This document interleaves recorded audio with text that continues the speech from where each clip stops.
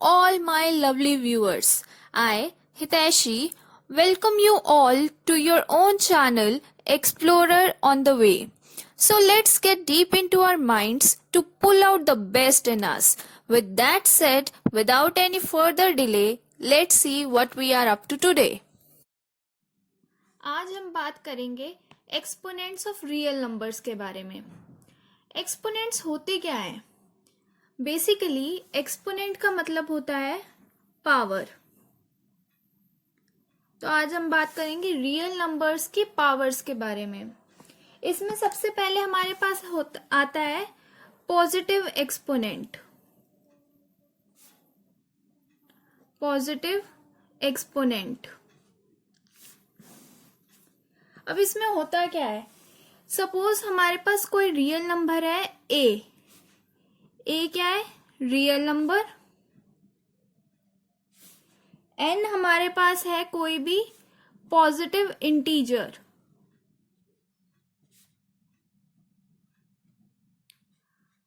तो a raise to power N.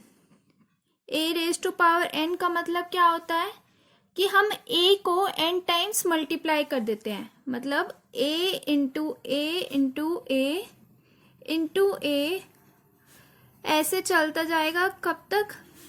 n times. हम a को n टाइम्स के लिए मल्टीप्लाई कर देंगे खुद से ही. तो यहाँ पे हम a raise to power n को क्या बोलते हैं? a raise to power n को हम बोलते हैं nth power of a. nth power of a. जो रियल नंबर है a, इसको हम बोलते हैं बेस. और जो पावर में है हमारे पास n, जो कि हमने लिया था पॉजिटिव इंटीजर, इस n को हम बोलते हैं exponent of the nth power of a. Exponent of the nth power of a.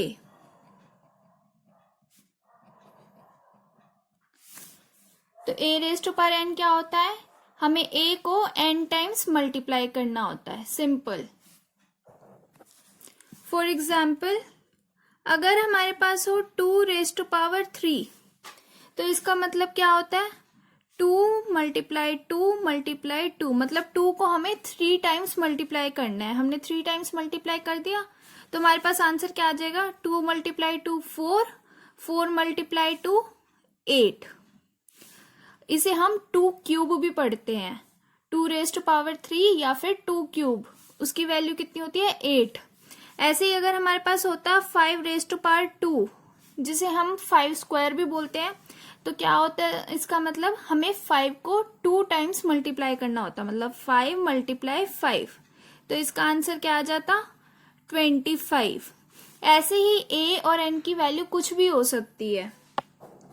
अब यहाँ तो 2 और 5 इंटीजर्स थे, पर a हमने क्या लिया था? Real number. तो वो रैशनल नंबर भी तो हो सकता है, मतलब फ्रैक्शन में भी तो हो सकता है, p बाई क्यू की फॉर्म में. तो अगर हमारे पास होता 3/2 raise to power 3, 3/2 p by q की फॉर्म में है, तो इसको हम कैसे लिखते? 3/2 मल्टीप्लाई 3/2 मल्टीप्लाई 3/2. तो आंसर क्या आ जाता हमारे पास? न्यूमरेटर में 3 मल्टीप्लाई 3 9, 9 मल्टीप्लाई 3 27, और डिनोमिनेटर में 2 क्यूब है तो वो हो जाता है 8. तो हमारे पास आ जाता है 27/8.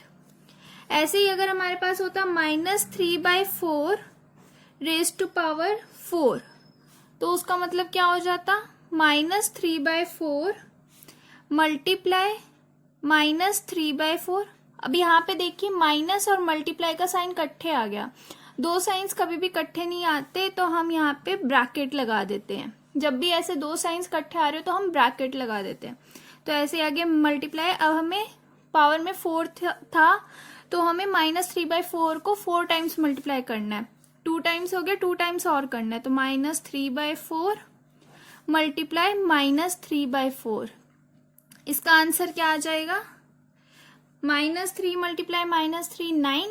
ऐसे ही -3 मल्टीप्लाई -3 9. तो 9 मल्टीप्लाई 9 81 डिवाइडेड बाय 4 मल्टीप्लाई 4 16. यहाँ पे भी 4 मल्टीप्लाई 4 16, तो 16 मल्टीप्लाई 16 256, तो हमारे पास आंसर आ गया 81/256। ऐसे ही अगर अब हमें ए रियल नंबर की जगह हमें दे रखा हो कि ए कोई नॉन जीरो रियल नंबर है, ए कैसा है, non zero real number, real number तो है बट अब हमने कंडीशन लगा दी कि वो नॉन जीरो है, मतलब जीरो नहीं हो सकता, नॉन जीरो रियल नंबर है, तो a raise to power zero, ए क्या है, नॉन जीरो रियल नंबर और उसकी पावर में क्या है, जीरो, इसकी वैल्यू क्या होगी, हमेशा 1 रहेगी, चाहे ए की वैल्यू कुछ भी हो, बस वो नॉन जीरो रियल नंबर होना चाहिए, तो ए रेज टू पावर 0 क्या होगा, 1। जैसे कि अब अगर हम ले लें 2, तो 2 नॉन जीरो रियल नंबर है, तो 2 रेज टू पावर 0 कितना होगा, 1। ऐसे ही अगर हम 2 की जगह ले लें 10, 10 भी एक नॉन जीरो रियल नंबर है, तो 10 रेज टू पावर 0 भी क्या हो जाएगा, 1। सिमिलरली अगर हम ले लें -1, -1 रियल नंबर है और नॉन जीरो है, तो -1 रेज टू पावर 0 भी कितना होगा, 1। -15 रेज टू पावर 0 भी कितना होगा, 1 होगा, क्योंकि -15 भी नॉन जीरो रियल नंबर है। Is it clear? अब नेक्स्ट हमारे पास आता है नेगेटिव एक्सपोनेंट।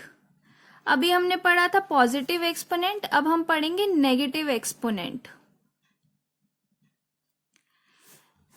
नेगेटिव एक्सपोनेंट में क्या होता है, अगेन ए हमारे पास कोई नॉन जीरो रियल नंबर है, नॉन जीरो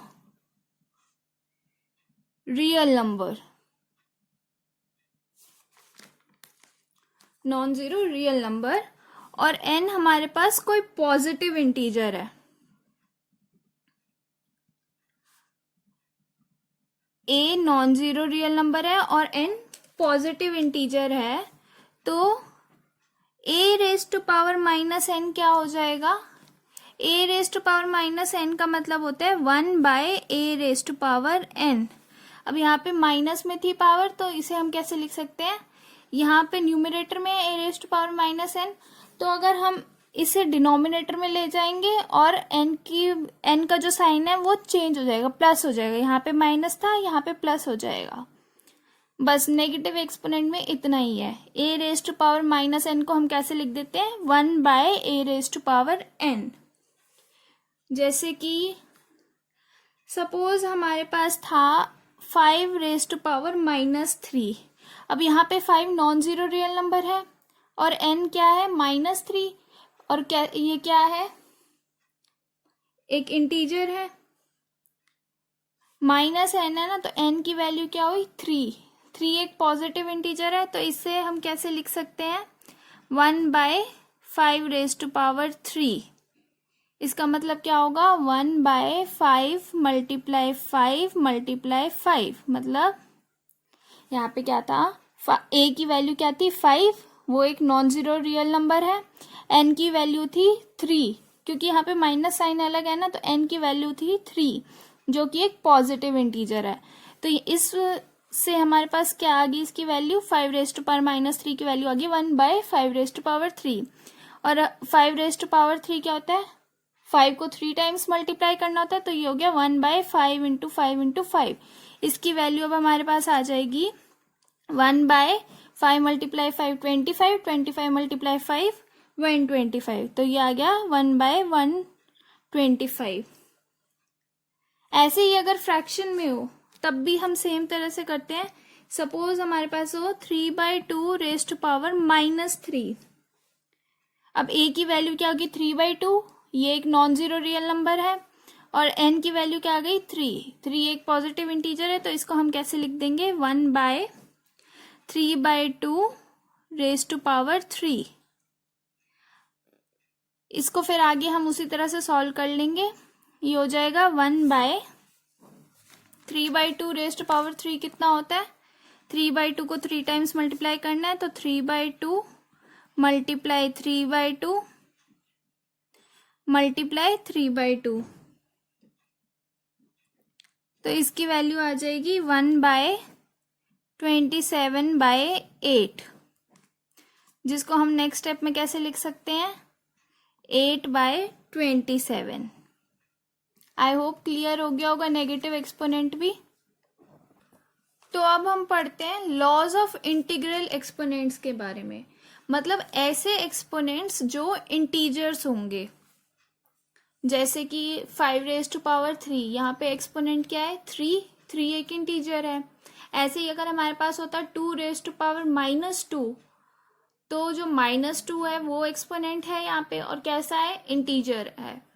तो हमें ऐसे एक्सपोनेंट्स के बारे में अब हम लॉज पढ़ेंगे जो एक्सपोनेंट्स इंटीजर्स होते हैं। तो फर्स्ट लॉ क्या कहता है, फर्स्ट लॉ कहता है कि अगर a कोई रियल नंबर है, a कोई रियल नंबर है और m और n पॉजिटिव इंटीजर्स हैं, a कोई रियल नंबर है और m और n पॉजिटिव इंटीजर्स हैं, तो a⁻m मल्टीप्लाई a⁻n क्या हो जाएगा, a⁻m + n। मतलब यहाँ पे क्या है, a कोई रियल नंबर है और m और n पॉजिटिव इंटीजर्स हैं, तो a⁻m मल्टीप्लाई a⁻n। यहाँ पे क्या है, बेस सेम है, a है दोनों में, बस एक्सपोनेंट्स अलग हैं। तो इसमें क्या हो जाता है, बेस सेम रखते हैं, पावर में हम क्या कर देते हैं, दोनों पावर्स को ऐड कर देते हैं। तो बेस क्या था, a रहा बेस। अब एक्सपोनेंट में, पावर में हम क्या करेंगे, इन दोनों पावर्स को ऐड कर देंगे, तो क्या हो गया, m + n। तो a⁻m multiply a⁻n is equals to a⁻m + n।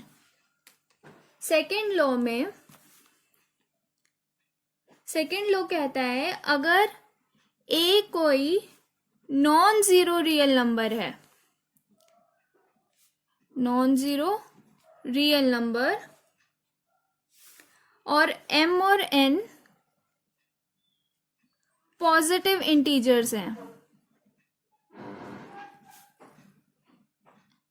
First law में क्या था, m और n पॉजिटिव इंटीजर्स थे, सेकेंड लॉ में भी m और n पॉजिटिव इंटीजर्स हैं। डिफरेंस कहाँ पे है, फर्स्ट लॉ में a क्या था, रियल नंबर, और सेकेंड लॉ में a क्या है, नॉन जीरो रियल नंबर। तो क्या हो जाएगा, इसमें हमारे पास होता है a⁻m divided by a⁻n is equals to, अब यहाँ पे क्या था, बेस सेम था, पावर अलग थी, और क्या था बीच में, मल्टीप्लीकेशन का साइन। अब यहाँ पे क्या है, अगेन बेस सेम है a, पावर डिफरेंट है m और n, बट यहाँ पे मल्टीप्लीकेशन नहीं हो रही, डिवीजन हो रही है। तो इसमें हम क्या करते हैं, बेस सेम रखेंगे a और पावर्स को हम सब्ट्रैक्ट कर देंगे, तो a⁻m divided by a⁻n is equals to a⁻m - n। Example से समझते हैं, जैसे पहले हम फर्स्ट लॉ का एग्जाम्पल देखते हैं। सपोज हमें दे रखा हो 3⁵ मल्टीप्लाई 3⁻²। अब यहाँ पे a क्या है, 3, कैसा है, 3 रियल नंबर है, m की वैल्यू है 5 और n की वैल्यू है 2, और m और n क्या है, इंटीजर्स, बीच में क्या है, मल्टीप्लीकेशन का साइन। तो ये क्या हो जाएगा, बेस सेम तो पावर ऐड हो जाएंगी, बेस सेम है, मल्टीप्लीकेशन हो रही है तो पावर ऐड हो जाएंगी। तो ये क्या हो जाएगा, 3⁵5 + 2, इसका मतलब क्या हुआ, 3⁻7। आगे फिर हम इसकी वैल्यू लिख देंगे। 3⁻7 कितना होता है, 3⁻7 होता है 2187। ऐसे ही अगर सेकेंड लॉ का एग्जाम्पल हम देखें, अगर हमें यहाँ पे दे रखा होता 3⁵5 डिवाइडेड बाय 3⁻²। अब यहाँ पे मल्टीप्लीकेशन में था, यहाँ पे डिवीजन में है। a की वैल्यू क्या है, 3 कैसा है, non zero real number, m है 5, n है 2, और दोनों इंटीजर्स हैं। अब यहाँ पे क्या है, बेस सेम है, पावर्स डिफरेंट है, और ये डिवीजन में है, तो क्या होगा, पावर सब्ट्रैक्ट हो जाएंगी। बेस सेम मतलब 3⁵5 - 2, इसकी वैल्यू कितनी हो गई, 3⁵5 - 2 कितना हुआ, 3। तो ये कितना हो गया, 3 मल्टीप्लाई 3 मल्टीप्लाई 3, 3 को हम 3 टाइम्स मल्टीप्लाई कर देंगे तो आंसर हमारे पास आ जाएगा 3 मल्टीप्लाई 3 9, 9 मल्टीप्लाई 3 27। अब थर्ड लॉ कहता है अगर a कोई भी रियल नंबर है और m और n पॉजिटिव इंटीजर्स हैं, मतलब जो कंडीशंस हमने फर्स्ट लॉ में ली थी वही कंडीशंस हम थर्ड लॉ में भी ले रहे हैं कि a कोई रियल नंबर है और m और n पॉजिटिव इंटीजर्स हैं, तो a raise to power m raise to power n क्या हो जाएगा, a रेज टू पावर, दोनों पावर्स को हम मल्टीप्लाई कर देंगे तो a raise to power m into n, इसको हम ऐसे भी लिख सकते हैं a raise to power n raise to power m। यहाँ पे क्या था, पहले m ली थी पावर और फिर पावर में क्या लिया था n, यहाँ पे क्या कर दिया, पहले n लिया और फिर हमने m लिया है, तो इनकी वैल्यू क्या होती है, दोनों पावर्स को हम मल्टीप्लाई करके लिख देते हैं a raise to power m into n। जैसे अगर हमें दे रखा हो 3 raise to power 2 raise to power 5, तो यहाँ पे a की वैल्यू क्या है, 3 रियल नंबर है, m की वैल्यू हो गई 2 पॉजिटिव इंटीजर है, n हो गया 5 वो भी पॉजिटिव इंटीजर है, तो हम क्या करेंगे, इन दोनों पावर्स को मल्टीप्लाई करके लिख देंगे, तो ये कितना हो जाएगा, 3 रेज टू पावर 2 मल्टीप्लाई 5 मतलब 3 raise to power 10। Fourth law देखते हैं। फोर्थ लॉ में हमारे पास होता है कि a और b रियल नंबर्स हैं, a and b are real numbers and m and n are positive integers. अब यहाँ पे एक b एक्स्ट्रा आ गया हमारे पास, a और b रियल नंबर्स हैं, m और n पॉजिटिव इंटीजर्स हैं, तो इसमें क्या होता है, फर्स्ट आता है इसमें a b whole raise to power n, a into b whole raise to power n, ये क्या हो जाएगा, a raise to power n into b raise to power n, मतलब क्या था, a इंटू बी था, मल्टीप्लीकेशन में थे, और इस पूरे प्रोडक्ट की पावर में क्या था, n, तो इसको हम कैसे लिख सकते हैं, पावर हम a और b के साथ सेपरेट कर देते हैं, तो क्या आ जाता है, a raise to power n multiplied by b raise to power n। ऐसे ही सेकंड हमारे पास होता है a by b whole raise to power n। अब यहाँ पे a और b क्या थे, मल्टीप्लीकेशन में, यहाँ पे कैसे है, डिवीजन में। अब यहाँ पे क्या है, a बाय b का जो कोशेंट है उसकी पावर n है, तो हम क्या करते हैं, अगेन a और b के साथ पावर्स हम सेपरेट कर देंगे, तो क्या आ जाएगा, a raise to power n divided by b raise to power n। पर यहाँ पे एक कंडीशन लग जाएगी साथ में, वो कंडीशन क्या होगी, b is not equals to 0, क्योंकि अगर b 0 हो जाएगा तो वो इनडेफिनेट फॉर्म बन जाएगी, तो यहाँ पे कंडीशन लगानी जरूरी है कि b is not equals to 0। तो इसका भी एग्जाम्पल देख लेते हैं, पहले हम फर्स्ट पार्ट का देखते हैं। सपोज हमारे पास हो 6 रेज टू पावर 4, तो 6 को हम कैसे लिख सकते हैं, 2 मल्टीप्लाई 3 लिख सकते हैं, और इस पूरी की पावर क्या है, 4, तो यहाँ पे a क्या हो गया, 2, b हो गया 3, दोनों रियल नंबर्स हैं, और पावर में आ गया 4, वो पॉजिटिव इंटीजर है, तो अब इसको हम क्या करेंगे, पावर हम सेपरेट कर देंगे 2 और 3 के साथ, तो हमारे पास क्या आ जाएगा, 2 raise to power 4 multiply 3 raise to power 4। ऐसे ही अब सेकंड पार्ट में देखते हैं, अगर हमारे पास होता 2/3 होल रेज टू पावर 3, अब यहाँ पे a की वैल्यू 2 है, b की वैल्यू 3 और n की वैल्यू भी 3, तो अब इसमें हम क्या करेंगे, यहाँ पे डिवीजन में है, अगेन हम पावर सेपरेट कर देंगे 2 और 3 के साथ, तो क्या आ जाएगा, 2 raise to power 3 divided by 3 raise to power 3। आगे फिर हम वैल्यूज पुट करके और सॉल्व कर लेंगे इसे। आज के लिए बस इतना ही। नेक्स्ट टाइम हम पढ़ेंगे लॉज ऑफ रैशनल एक्सपोनेंट्स के बारे में, मतलब जहाँ पे एक्सपोनेंट्स कैसे होंगे, रैशनल नंबर्स। अभी हमने पढ़ा इंटीग्रल एक्सपोनेंट्स के बारे में, मतलब जहाँ एक्सपोनेंट्स इंटीजर्स थे। तो नेक्स्ट टाइम हम देखेंगे रैशनल एक्सपोनेंट्स के लिए।